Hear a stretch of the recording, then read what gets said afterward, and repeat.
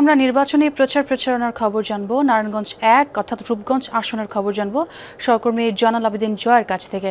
জয়, কোন প্রার্থী গণসংযোগ করছেন প্রথমত এটি জানাবেন, এবং কোনো ধরনের অপ্রীতিকর কোনো পরিস্থিতি কি আপনার চোখে পড়েছে কিনা, এবং প্রচারণা কার্যক্রম ঠিকমতো বিধিনিষেধ মেনে চলছে কিনা সেটিও জানাবেন।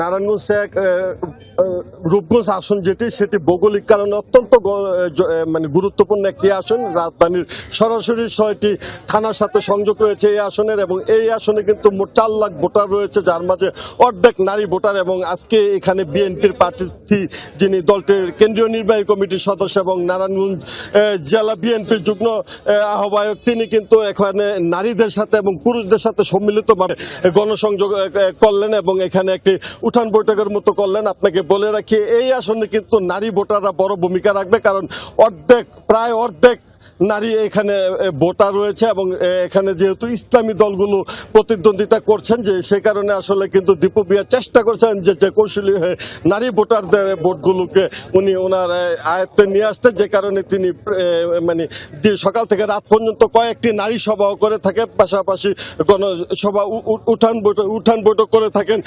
উনি কিন্তু এই মুহূর্তে ভোটের জন্য আবেদন করছেন এবং মানুষের সাথে হাত মিলাচ্ছেন, কথা বলছেন। উনি ওনার প্রতীক যে একটু বলেন কেমন সাড়া পাচ্ছেন। ধন্যবাদ।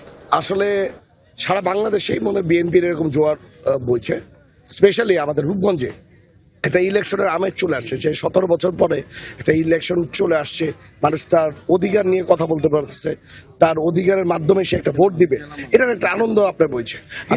আরেকটু জিনিস বলে রাখি, এখানে কিন্তু ৭ জন প্রার্থী প্রতিদ্বন্দ্বিতা করছেন, সবার মধ্যে একটি সৌহার্দ্যপূর্ণ পরিবেশ রয়েছে, কোনো আচরণবিধি এখন পর্যন্ত লঙ্ঘিত হয়নি এবং কোনো ধরনের নির্বাচনী বিশৃঙ্খলার ঘটনা ঘটেনি। সর্বশেষ আপডেটটা পেলাম এখন পর্যন্ত। অনেক ধন্যবাদ জয় আপনাকে।